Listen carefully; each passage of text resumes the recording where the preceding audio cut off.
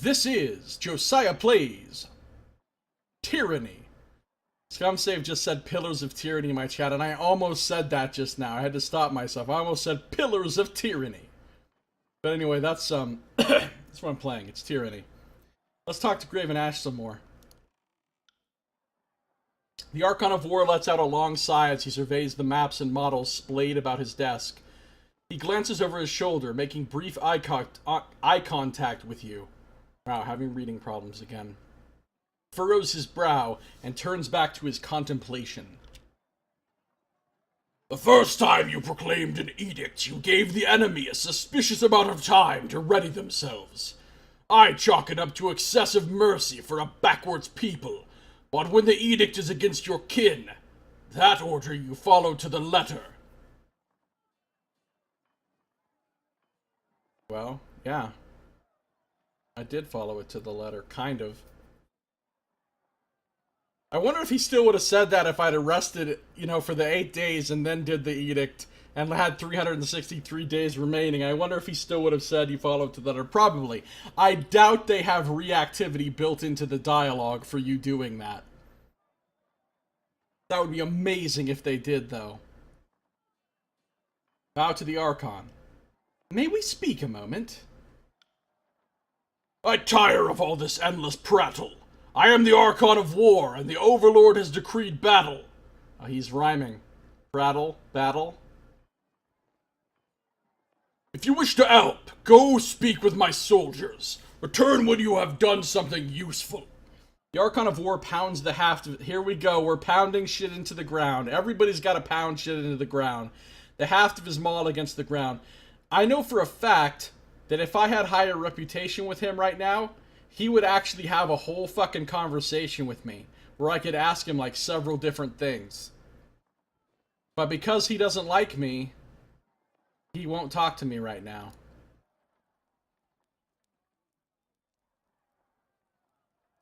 I have important matters that require my attention. Speak with the Iron Marshal at the training fields.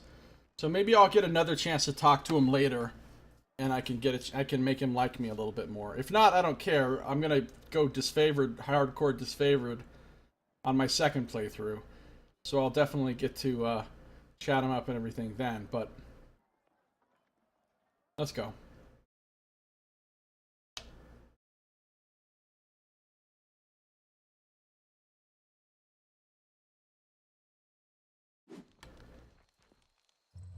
At your service, Fatebinder.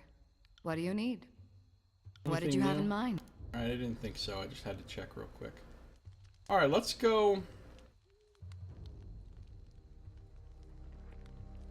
Siege is beneath us. We should be occupying these lands, not fighting to retake them.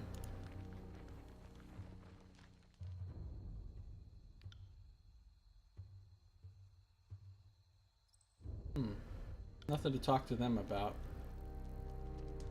There's no reason for me to rest again right now. Will you stream all your runs through the game?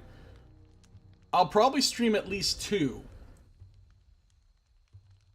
Possibly even 3. It really depends on how long the runs take. Sorry, I can't. You know what I'm saying? If it's 250 hours like Pillars, which it won't be, but if it was, then I'd be less inclined to stream multiple runs, but... She's Sagani's voice actor? You hope they have that mean, gruff voice actor from Pillars that says fuck all the time? That guy is hilarious. You talking about Durance? Does he say fuck all the time? I think so. She says fuck all the time. Verse has some fucking seriously potty mouth, which is great. Wait, this is Sagani's voice actor? At your service, Fatebinder. It doesn't sound like Sagani to me. What do you need? But it could be. I mean, I don't know.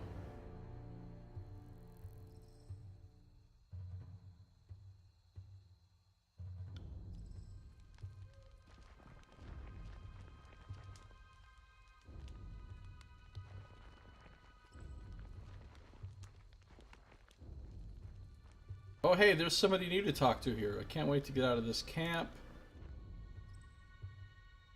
Back again! Bitterquip looks you up and down, his face unamused.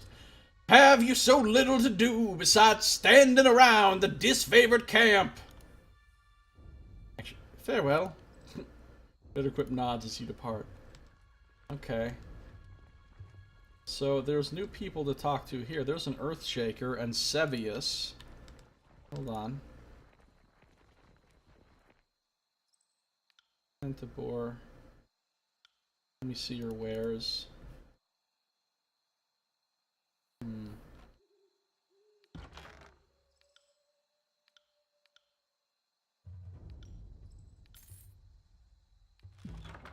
I've almost got enough for that other scroll. I think Landry sounds like Kana. No, this guy is Kana. Barrick. This guy is definitely the voice actor that did Kana. As soon as we talk to him here in a second, you'll recognize it.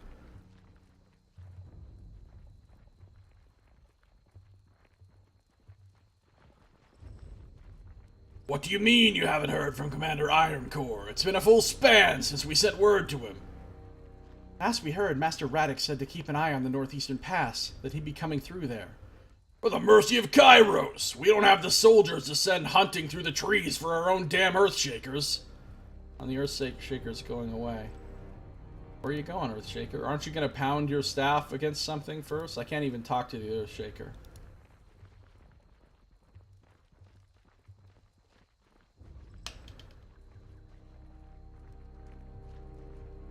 Alright, let's talk to Sevius. He might have a side quest for us. Fatebinder Seraphina, am I right? I'm Sevius, commander and third generation disfavored. Specifically, I'm Sevius the Younger. Some folks can't keep track.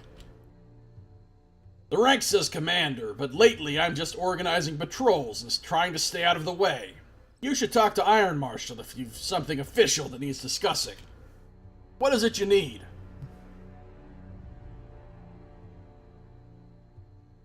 Why do you think the siege has delayed for so long? I don't have enough reputation for this. Well, shit, don't look at me. It's not like we had a standing army ready to tackle these idiots. The Legion is spread thin across the tiers. The two armies haven't worked well together in years. Why do you think that is? Because the two Archons hate each other?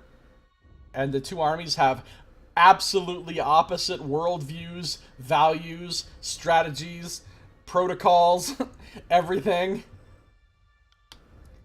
Come on, Binder. Seems like asking why beasts stink. The disfavored are only too eager to deliver Kairos' peace to the tiers, while the Scarlet Chorus bring only mayhem in their wake. You can tell me the Voices in the Rat has a plan, and I'll take your word for it. But the Chorus sure seems to blunder around, never moving with purpose as we do. And both sides think the other side are a bunch of idiots. First says, I wonder if we've been fighting the same war, soldier. I've seen Ash yank his precious soldiers away from more battles than he's won. If you want to call that progress, be my guest.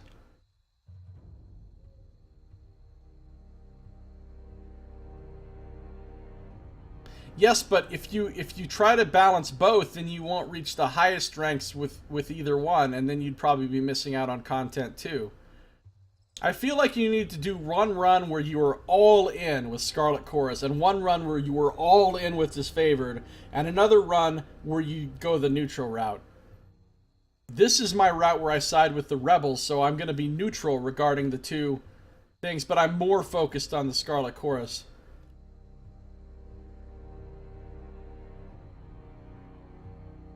Because they specifically said they designed this game to where you couldn't see a lot of the content in one run, or even two runs, or three.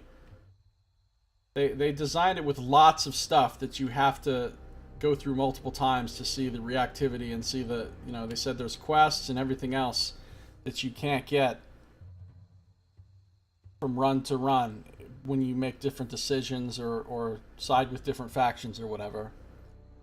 Just like you can't do the same quests in The Witcher 2 if you side with Roach or if you side with Yorveth. You get a whole bunch of totally different quests, and there's no way to get them both in one game.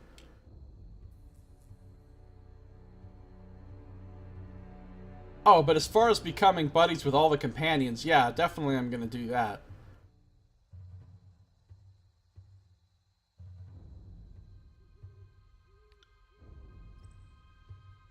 Unless we find a way to work as one, I fear that the Scarlet Chorus will step in front of Graven Ash's strategies at every turn. As far as I'm concerned, it seems like the Voices of Narad is here to amuse himself, while the rest of us are here to do our job. Tell me about yourself, Sevius. Insufficient reputation, okay. Sorry, Binder, even I know there's no law that can force me into small talk. If you want to make friends, bug someone else. I overheard you asking that Earthshaker where the reinforcements have gone. Is there a problem? I'm afraid so.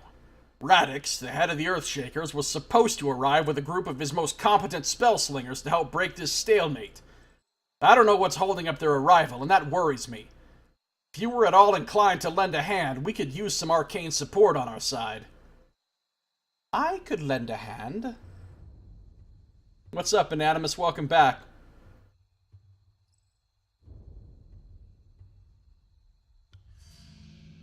Northern Clearing is now unlocked on the world map. We got a side quest area. Could you? I knew that Tunon's agent wouldn't fail us in a time of need. Really? Because you were just being all rude and sassy to me a second ago, and now you're all like, I knew you were alright, man. I'll mark the last known site of our Earthshaker reinforcements on your map. Good hunting, Fatebinder. Now that he's been all super friendly to me, let's see if he'll still... Yeah, no, he's still saying fuck off. Very well. New quest. Earthshaker reinforcements. Radix, leader of the Earthshakers, has been summoned from the Stone Sea. Oh, we got a new thing to read. Stone Sea. The Stone Sea is the name given to what remains of the land of Azure after Kairos' Edict of Stone devastated the landscape. Once a rolling landscape of winding rivers and fertile plains, tectonic shifts have altered the landscape, choking rivers, collapsing roads, and altering the landscape for hundreds of leagues. That's what happened to all the cows.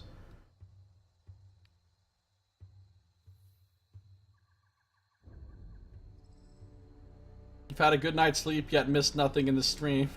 Yeah, I haven't made an enormous amount of progress, Anonymous. I haven't. As you know, I've read a lot of entries in the journal, and I've in the biography and the records. I've done a lot of spell fucking around. I've done a lot of shopping, buying and selling. I've explored the camp. I've looted some things. I've talked to a bunch of people. I spent a long time talking to my companion, but I haven't advanced the plot very far.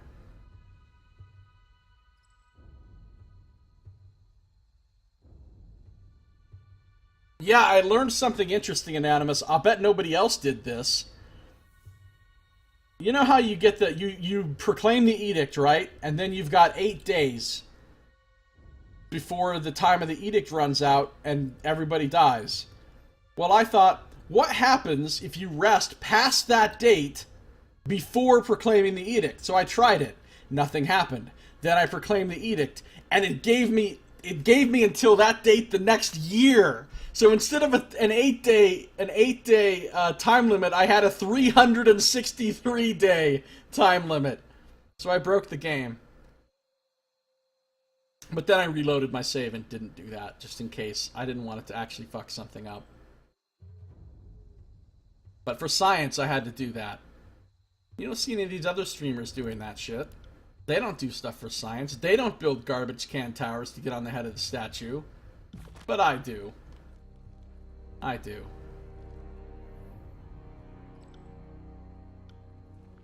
Alright. Next.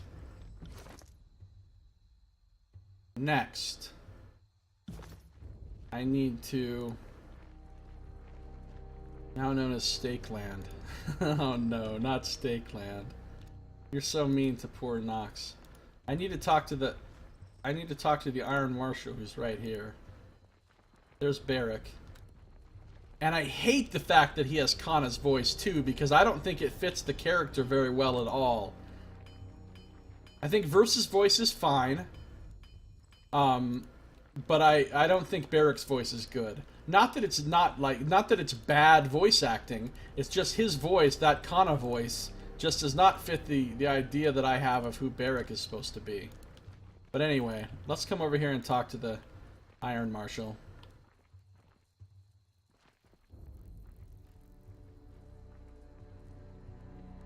She has some legit fortitude. She has some legit parry, damn. Don't just cuddle the impact. Push back with your shield. Take the momentum. Iron Marshal Arenos, field commander of the Disfavored, pounds her fist in the air as she calls out to the warriors on the training field. I set eyes on your opponent's waistline. If you spend more than a glance checking his footwork, you've lost.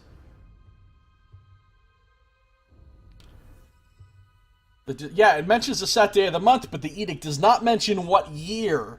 So I found a loophole in the edict. You know how mad Kairos and Tunon would have been if you actually did that, though?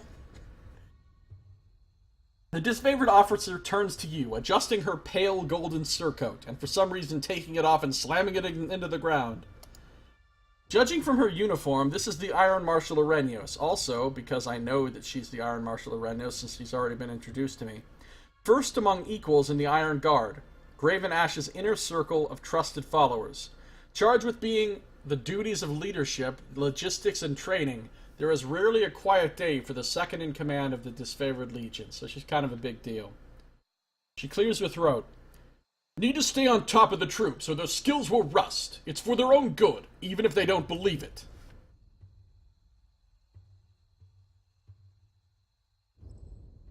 Paint his hooves.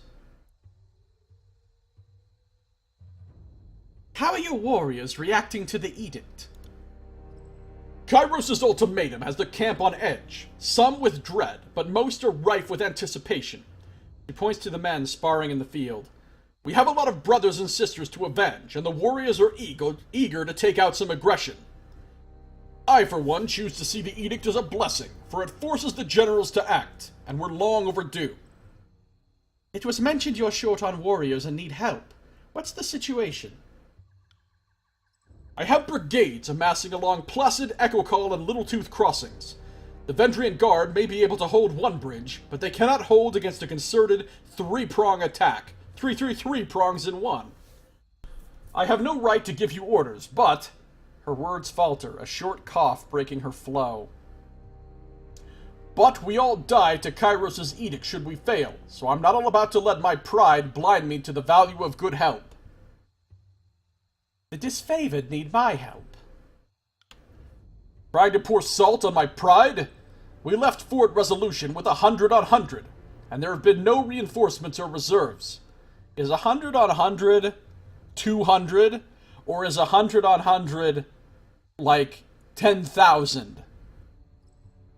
I assume it's only 200 because they keep saying that the disfavored is a small group, and when they lost 13 people, it was a record for them. And there don't seem to be that many around. So I'm kind of thinking they only had 200. Because if they had that many, if they had 100 times 100, they had 10,000, it seems like they just roll over this shit like it's nothing.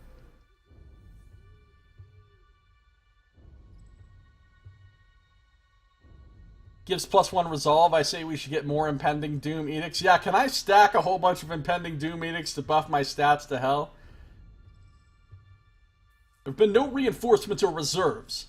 I keep throwing warriors back into battle before they're properly rested. So yes, I need to rely on all our allies, especially since most of our allies are conscripted tiersmen, worse than useless. If they had 10,000, it would fit the motif of them being like the Persian immortals. I don't think these forces are supposed to be that big, though. If the disfavored didn't take every opportunity to insult the Scarlet Chorus, perhaps you'd find our help more forthcoming. Shut your snout, filthy mongrel! I won't suffer childish japes in my camp! Shut your snout! Nice. That's pretty funny. Day 9 was really amused by that line as well, so I remembered it. Shut your snout. Ooh, I can do a diplomat thing. I can lip off the verse, which obviously I'm not going to do. I can take verse's side, and the disfavored don't like it. Or I can be diplomatic, and the disfavored do like it, and verse doesn't dislike it, so that's good. I see where this is going. I just proclaimed an edict to put a stop to this nonsense. Favor with disfavored. Of course, we must all set aside our frustrations. The Overlord's edict tells us in no uncertain terms that the time for such bickering is over. She shakes her head, a short sigh escaping her.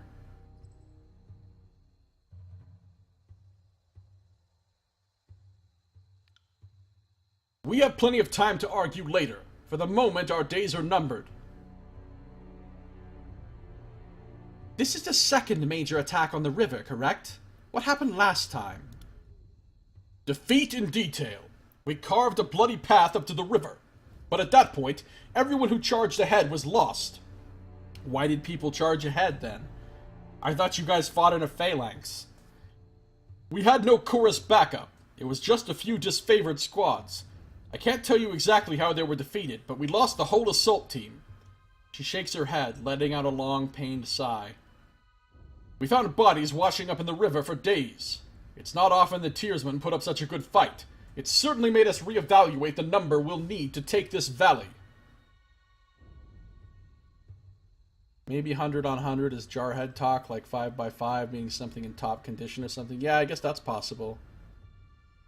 Or maybe we just learned a new sub-narrative that Irenios is mathematically illiterate. Well, actually, they already said earlier in the game in one of the lore things that hardly anybody in this world, especially from the Northern Kingdoms, knows how to fucking read and write or do math. They did say that. Like, the Fatebinder is special in the fact that I can read and write and do math. I was specifically taught those things when I was made a Fatebinder. Almost everybody else is illiterate. They got no schooling. Of course, she is the second in command of the Legion, so she probably has some math.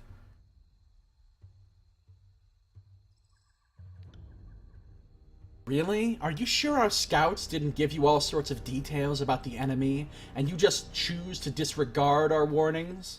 Oh, they're just disregarding the Scarlet Chorus scouts.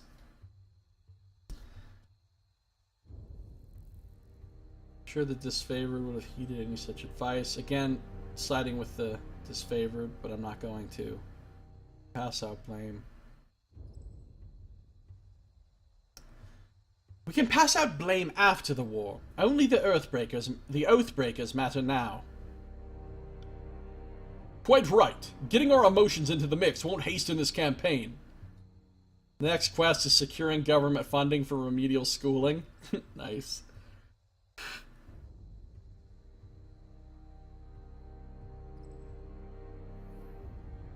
What's the value of taking the crossing?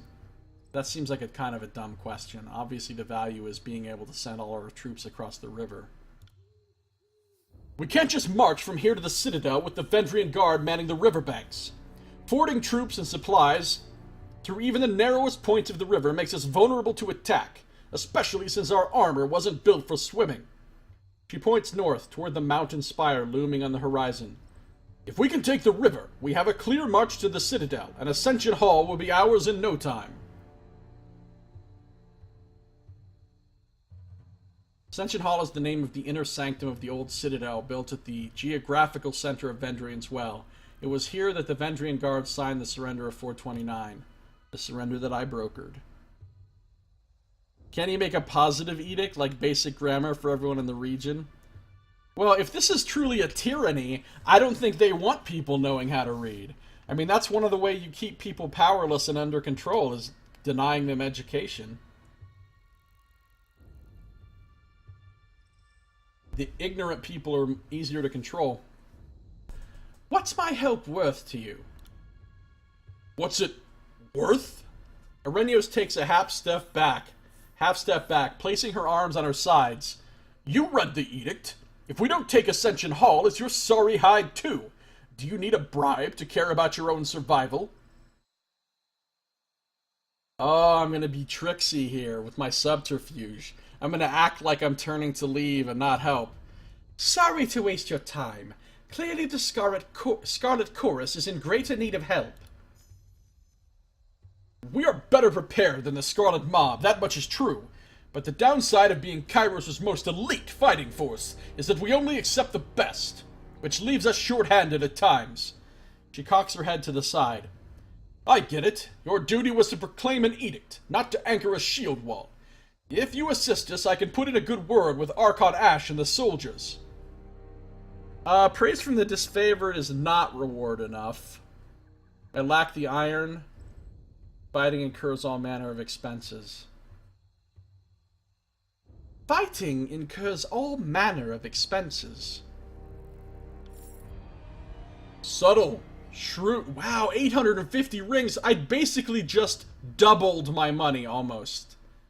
That was worth doing. Aurelio shakes her head slowly, unhooking a string of copper rings from her belt hook. Maybe the chorus leaders have their britches sagging from too much wealth, but around here, soldiers are paid proper salaries and the quartermasters handle all the nonsense. With an underhanded toss, she lobs the rings your way. If that's what it takes to stop the edict that threatens to kill us all, help yourself. Gain some minor wrath. Cool. I will assist. What if I was like, what if I didn't say I will assist now? Like, thanks for the 850 rings, sucker. I'm out of here. No, I have to assist. This is plot. This is main story critical path right here. I have no choice but to assist. Time for coke and hookers. Yeah, definitely. That's what we're going for. Except without the hookers. And without the coke. Now we will never learn about Lucia's skills at combat. Yeah, we will. I'll still have plenty of options to raise my favor with them. I will assist. Then our plan just might work. The Iron Marshal lifts her gauntlet close to her face, shifting her eyes from you to the metal articulations. We're loath to work with those who do not share our training and our values, but we know that Tunon the Adjudicator selects only the most capable minds for his court, and I trust you will honor us all on the field. I'm only the most capable minds, yo. Lucia immediately gets killed in the next battle. Well, again, next playthrough I'm going full disfavored, so I'll learn it then. I mean, if I find all the content, which again is impossible, but the more content I find in this playthrough means there'll be less new stuff for the next time. See? So, in a way, it's beneficial. Anytime I cut myself out of content in this playthrough, I'm just increasing the replayability value.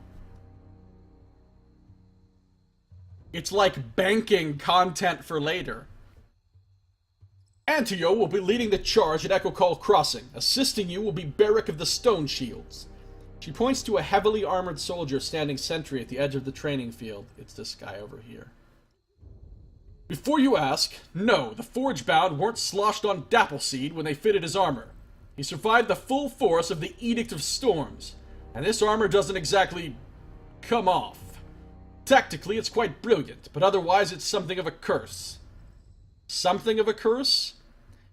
Being stuck inside a suit of armor that will never come off is an enormous curse. And we're going to find out why in just a second. Tapping her helmet twice, Aurelio signals to the hulking presence. Barrack, come meet the Fatebinder. Trying to convince myself that I wouldn't also be bothered. They're basically golems? Who's basically golems? Oh, Barrack is basically like a golem? Well, he's got a flesh and body blood under the armor. How do you poop? That's why it's a problem. And that's about to be brought up here in just a second. Animus says, thinking in terms of content cheapens the experience to the point that content being meaningless. I know, right, Anonymous? I mean, I do, to an extent, think in terms of that. But more than that, I think in terms of role-playing and what my character would do, and what I want to have different characters do in different playthroughs of the game. But especially, you know, this character that I'm playing right now is the path that I'm most interested in. That's why I'm doing this one first, obviously. Yeah, this right here. The soldier that steps up to you better resembles an amalgamation of rusted blades and mismatched pieces of armor fused into a vaguely human shape. He reeks of sweat, feces, and whatever oil treatment keeps him flexible. Yeah. So we just got a companion who constantly smells like shit. Because he's constantly shitting his pants, essentially. Because he can't take his suit of fused armor off. And so he's just constantly shitting on himself. Which would be nasty. So nasty. Can you imagine never being able to take off this armor, never being able to clean yourself? How gross that would get? I mean, it would just be... Oh, God, it'd be horrible.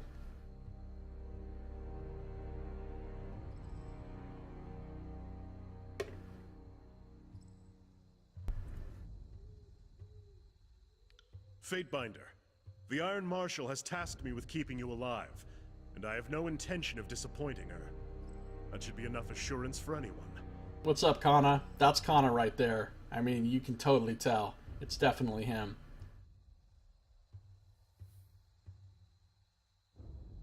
Wouldn't he eventually die of infection, and wouldn't he run out of room in his armor? Well, things could squeeze out, you know what I'm saying? As far as the running out of room. Eventually, the new shit would just displace the shit that was there enough that it would start squeezing out through the little cracks or whatever. Which is gross. And as far as infection, I think he's been altered by this magical edict. So I think, you know, whatever's been done to him that did this to his armor, I mean, his armor has literally been magically fused to his body. So his whole physiology is now different to some extent. So I think whatever that is probably the thing that's keeping him from getting infected. But it didn't alter him enough that he doesn't piss and shit, which is gross. Alright. He has no intention of disappointing her. I'll go ahead and be nice to him. So eventually he forms a thick carapace of shit around him. Yeah, basically. It's so gross. I'm gonna get this guy out of my party as soon as I have some other companions that I want more. That's why I'm trying to build Verse into a tank, because this guy is the ostensible tank. He's the Adair of this game. But I don't want to use him. I mean, I'll use him for a while, but I'm eventually going to get rid of him. So I'm going to try to build Verse into a tank instead. He's like a metal-covered turd with man-filling. With Kana's voice. Oh, God. An honor. Eric, is that you under there? I had no idea you were in Vendrian's well. Fatebinder, do you know this walking anchor? Just a minute. You two know each other? No. Oh, that is to say, yes. I'm already as familiar with this ironclad halfwit as I care to be. He regards Barrick with a mixed look. So these two don't love each other, apparently. We don't have time to trade jabs today, Verse. After the siege, you can throw as many tantrums as you please. I suggest that we remain focused on the mission. Not a spacesuit, plenty of cracks to ooze shit from, yeah.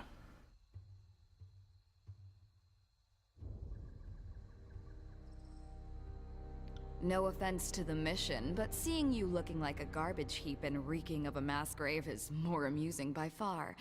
Did you forget how to don your armor, or did Grave and Ash leave you out in the rain? I think she means doff your armor. Because don your armor means to put your armor on. And I think she's saying how to doff your armor, which means to take your armor off, but I could be wrong. Barrick sighs, a frustrated growl shaking his iron enclosure of a suit. Well, obviously they know each other and have had some kind of dealings in the past, whatever those might be, and obviously we will learn about that as we move forward in the game.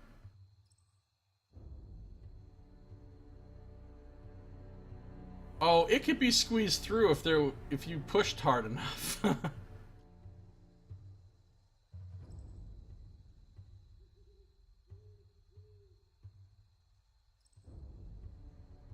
I know him as well as I knew anyone during the conquest. That can change. When the tiers are fully under our command, I'll take you to whatever passes for a watering hole in this forsaken country. We'll drink the local swill to honor the fallen. No thanks, I don't want to drink with somebody that smells like shit. Forget the fallen. I know a great brothel in Lethian's Crossing where we can watch something rise, then fall, then rise again. Well, now she's getting flirty. Rise and fall and rise again. They must have meals consisting of nothing but soup and refried beans.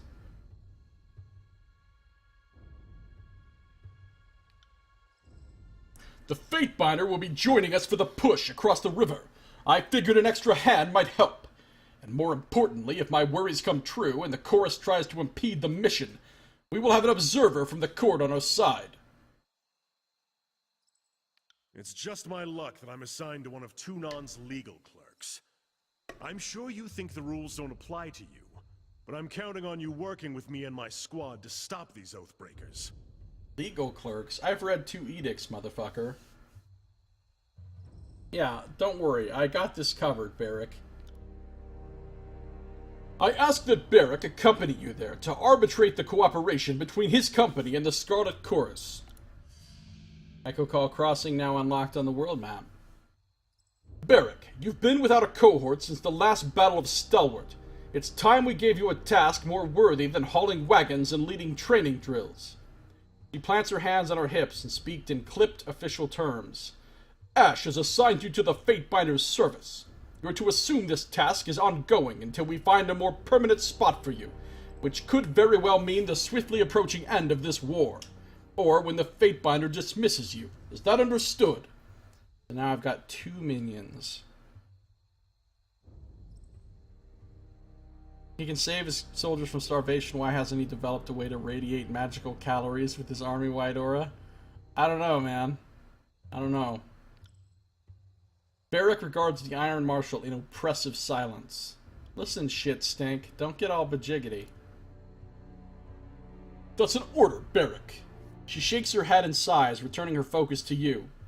He can be as stubborn as pulling a spire out of the earth, but he's a good soldier. I hope you don't mind the company. So I can just refuse him straight up. I can be bajiggity about it, but no, I'll be cool. I'm honored to have a member of the Iron Legion at my side. But what I actually mean is this. Only so I can put a large object between myself and the enemy. Favor with disfavored. Oh, I just hit rank 1 with disfavored. Excellent. I look forward to your success in the field.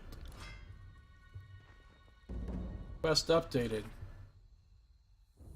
Antio and his company of soldiers are moving to break the opposition blockade at Echo Call Crossing. You have been dispatched to find Antio and assist as necessary. So now we have 4 different quests. Did I just level up?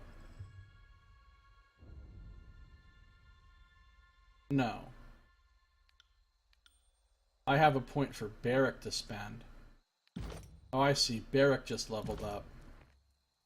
He's now level 2. Alright, hold on.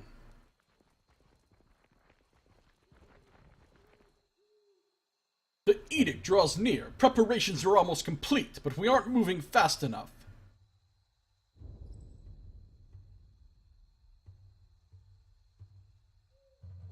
Hey!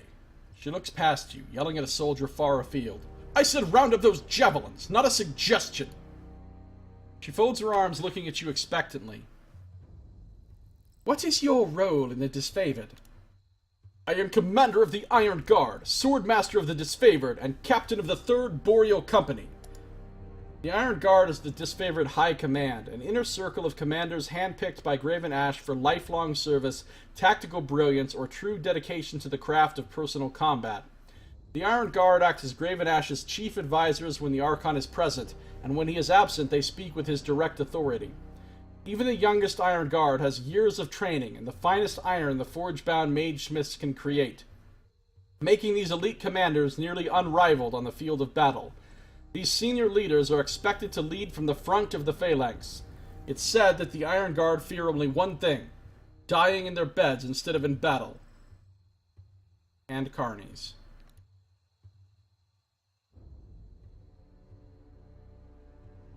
Like a cow army. Not listed. Dedication to craft of personal hygiene. I know, right? Her voice booms loudly as her titles roll off her tongue. Commander of the Iron Guard? Doesn't that make you second in command next to Ash? That I am. She folds her arms. But I view it a very, very distant second, and I have no plans to outlive the immortal Graven Ash. So while by tradition I am executor, or I suppose executrix of the Legion, I hope never to act on this sacred duty. Make no mistake, Graven Ash is the mind of the disfavored. I am but his right hand, a student to his military genius. Where have you seen battle? Let's see. Gates of Judgment, Bastard City, quick jaunt through parts of Haven, then on to Stalwart. She looks up at you with a shrug. And finally here, Vendrian's Well. Quite a tour it's been. Back to my previous questions. What can you tell me about Ascension Hall? Kairos' edict is directing us to take Ascension Hall. That's what the locals call the inner sanctum of the citadel built at the base of the mountain spire. She points east toward the narrow vertical line of stone that rises above all other points in the horizon.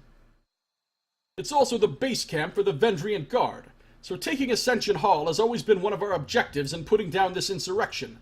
But now we have a life or death reason to make that citadel our one and only focus. How often do you do auto attack? Might doesn't affect staff damage, Necro. Might is only for physical attacks. Although I could be wrong about that, actually. Now that I think about it. I didn't think might affect staff damage. I think your magical power affects staff damage. From your wits. That's what I think is true. We'll find out in a second, if I can. Who's the strongest warrior in your cohort? Modesty demands I admit myself, but if I had to form the Legion into one giant phalanx, I'd have Sevius the Younger and Barrick take the corners. Sevius has been at this since before I was born, and Barrick, well, he hesitates. Barrick smells like shit and he's expendable. Well, what? I'm neither deaf nor fragile. Say what you were going to say. I was going to say that you're perhaps one of the best warriors in the outfit, but good luck getting you to wear your regulation uniform. You're a good soldier, Barrick, but you know you're a pain in my ass.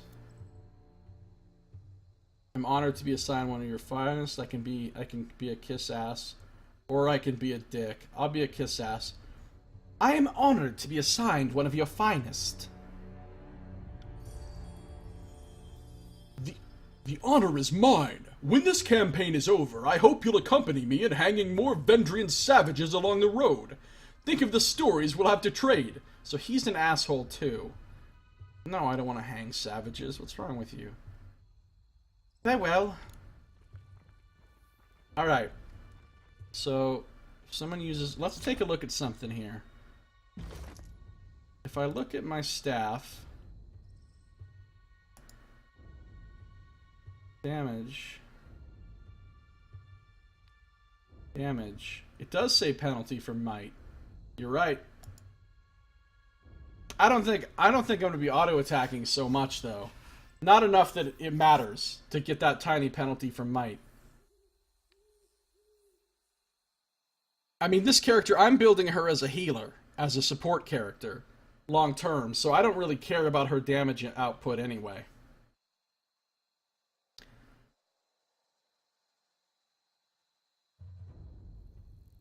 We still bump over frozen parts of croissants. Think of the stories we'll have to trade. My god, he really is Kana. Try switching to my other staff? Yeah, it's the same. It's the same for both staffs. They're getting a -1 for might, just like you said.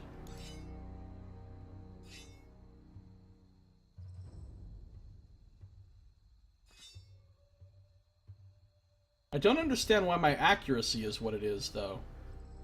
It seems like my accuracy should be 37, not 33. My accuracy for this one should be 27. No, wait, no, 40 minus 6, 34 plus 3. It should be 37. But it's only 30. So I'm still losing accuracy from some undisclosed source.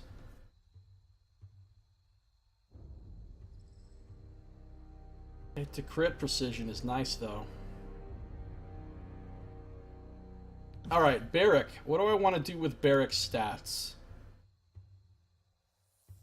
He could get some deflection, he could get more health. Get some more will and magic and endurance.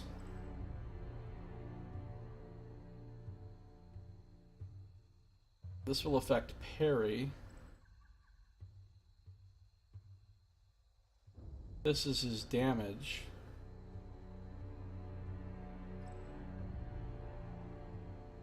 There's no deflection. Question is, if I give him a point, will he actually get some real deflection? Let's find out. I'm gonna quick save. I'm gonna open this up. No, see, he still doesn't actually get any deflection because he doesn't have deflection on his heavy armor. So I'm not gonna give him finesse. I think I'll just give him health. I think I'll just give him health. Alright, let's look at Barrick's talents. He's got 2 trees, Punisher and Sentinel.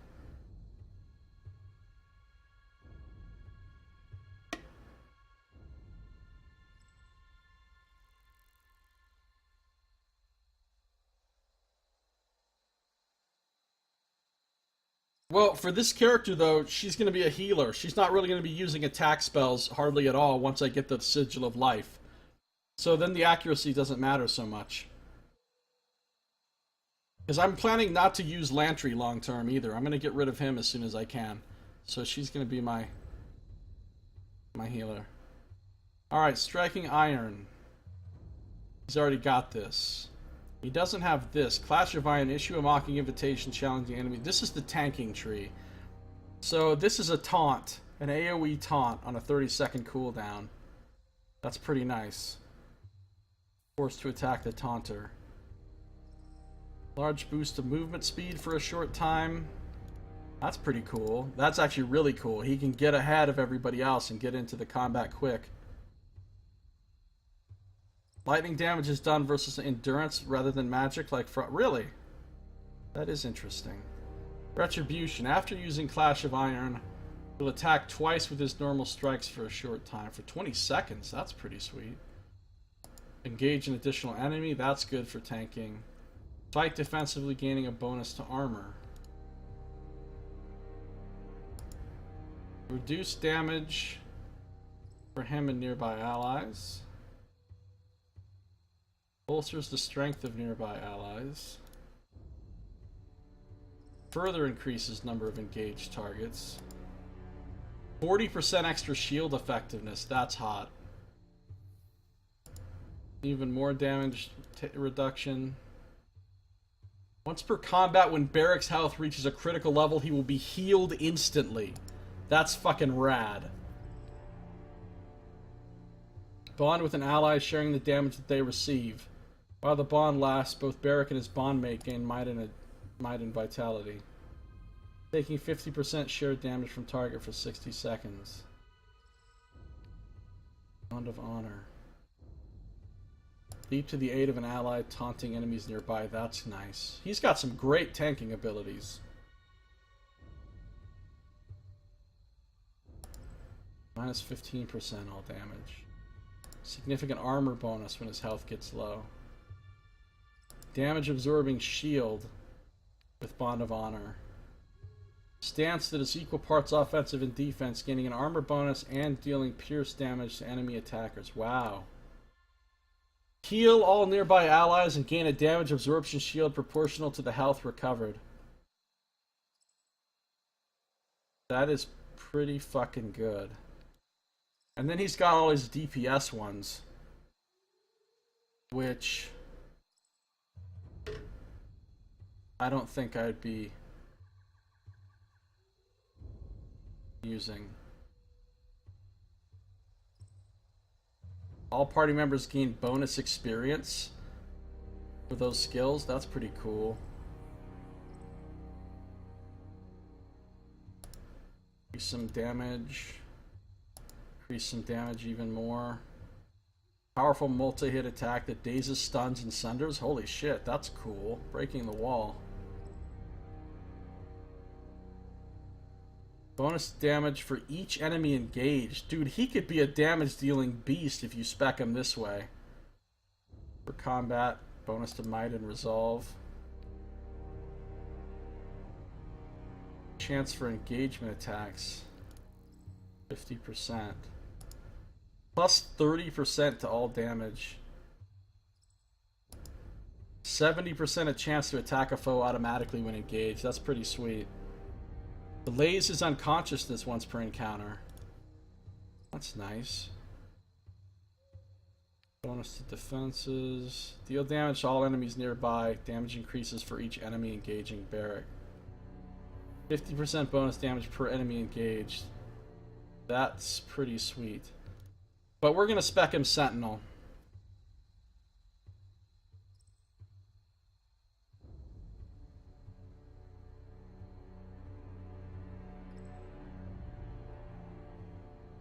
Never rise above baby level in the defecation talent tree.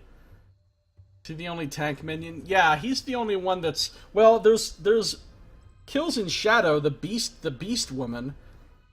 I think she can be tanky as well. But there's stuff in versus trees that you can spec her, and if you go all in for... She can be a good deflection tank. If you go all in with her more defensive abilities... and a shield, and going for a ton of finesse for more deflection, I think she could be pretty tanky as well. She won't have all this kind of stuff that he's got, but I think she can be pretty decent if you spec her out right. And I think the Beast Woman can be pretty tanky too. I'm not sure though. I don't know anything about her talents. I know they just said she was big and had a ton of health. So we're going to get Clash of Iron for him. So he's got that AoE taunt now. It's not a huge AoE or anything, but... Are you afraid of death, worm? He doesn't sound very intimidating with his Kana voice.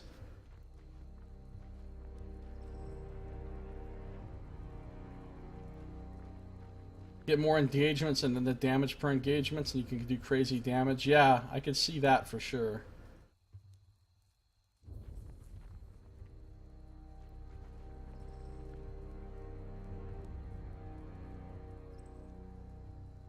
Furries play video games too. Well, she's not very anthropomorphized. I mean, she's not like... They didn't make her look like sexy or anything, or pretty or anything. I mean, she's not like that. What you typically see with the whole furries or the... I mean, she's pretty much looks like a fucking big, crazy werewolf.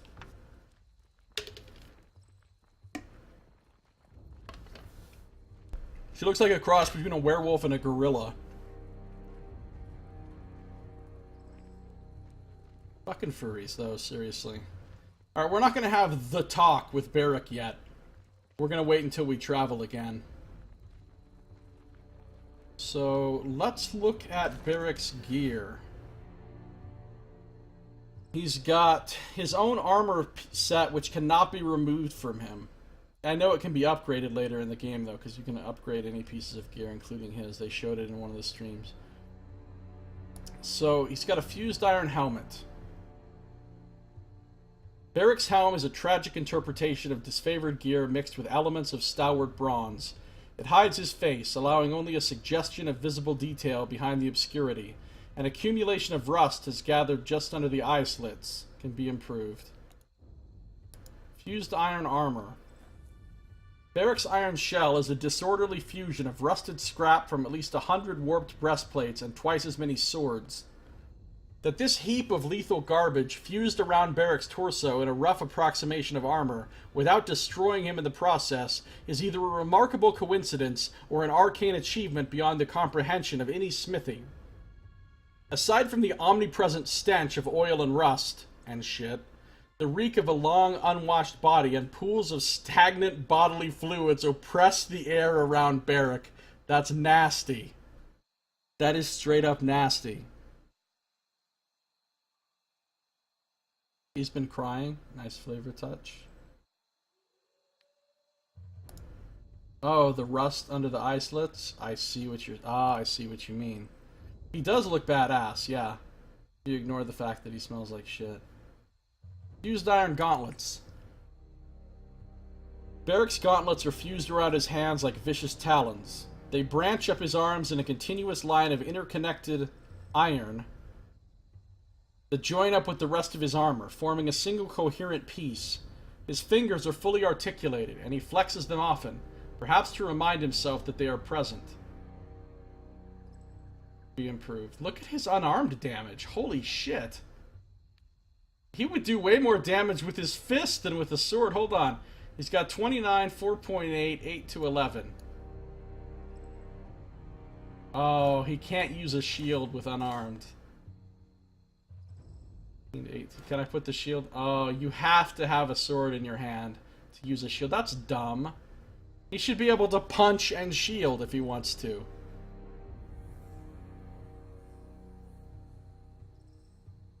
He should be able to punch and shield. Alright.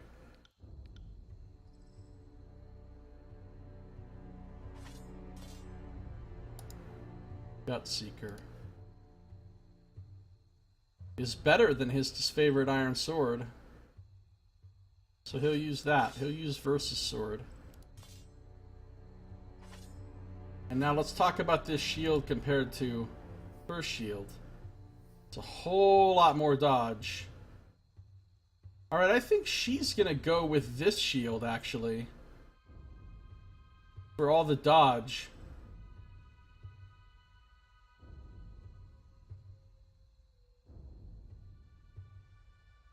No. He'll stick with his shield. 55, 51, 41, 40. His defenses are definitely better than hers. Oh, parry is 34. I see.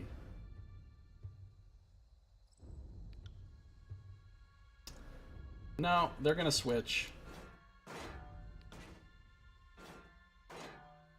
33, 32. 44, 59. That's better. Dodge is only for ranged attacks, though. Except, this is a talent I'm going to be taking for her as soon as I can. Where is it?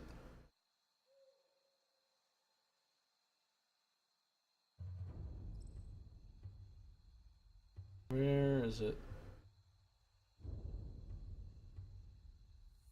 Am I just wrong that this talent exists?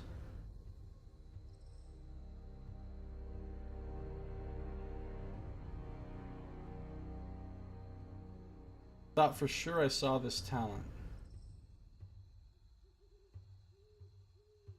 Here, evasive. Use dodge instead of parry. And if you take this, she also gets more dodge. And if she has a dodge raising shield and her stance that gives her plus 20 to dodge if she uses it, her dodge could be fucking sick. And then you get this and you use dodge for dodge and parry. And then we jack her deflection way up with a bunch of finesse and deflection gear. And I think she could make a pretty good evasion tank. Using a shield on your rogue, devs would be crying if they saw this. Well, they must kind of expect you to maybe spec her as a tank, because look at this. She has a talent here that taunts. She has a taunt talent. Which they wouldn't give her a taunt unless they were expecting you to at least use her as an off-tank, maybe.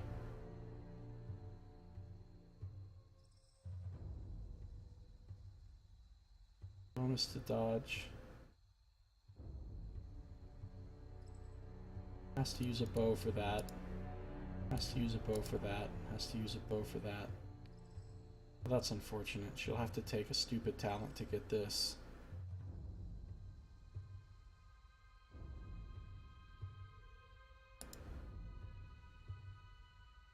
Removes recovery penalty from switching weapons is sweet.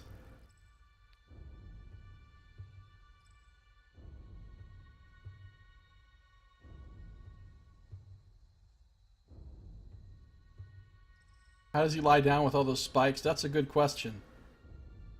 You hope little Billy is watching where he runs when Barrack is around? Yeah, don't run near Barrack.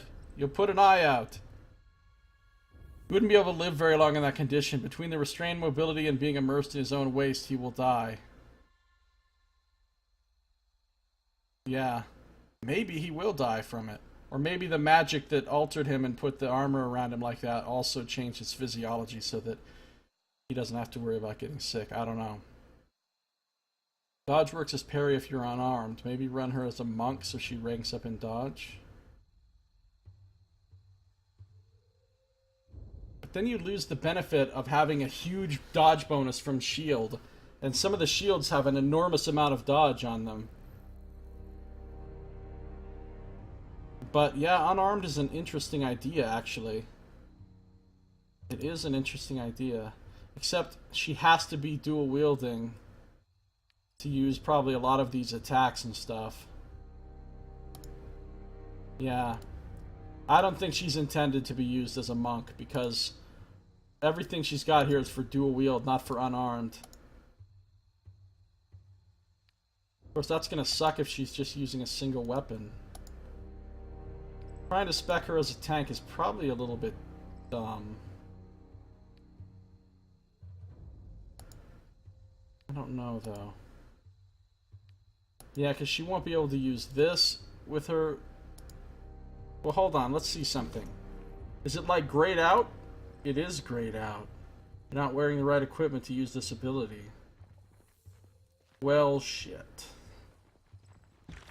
Well, shit.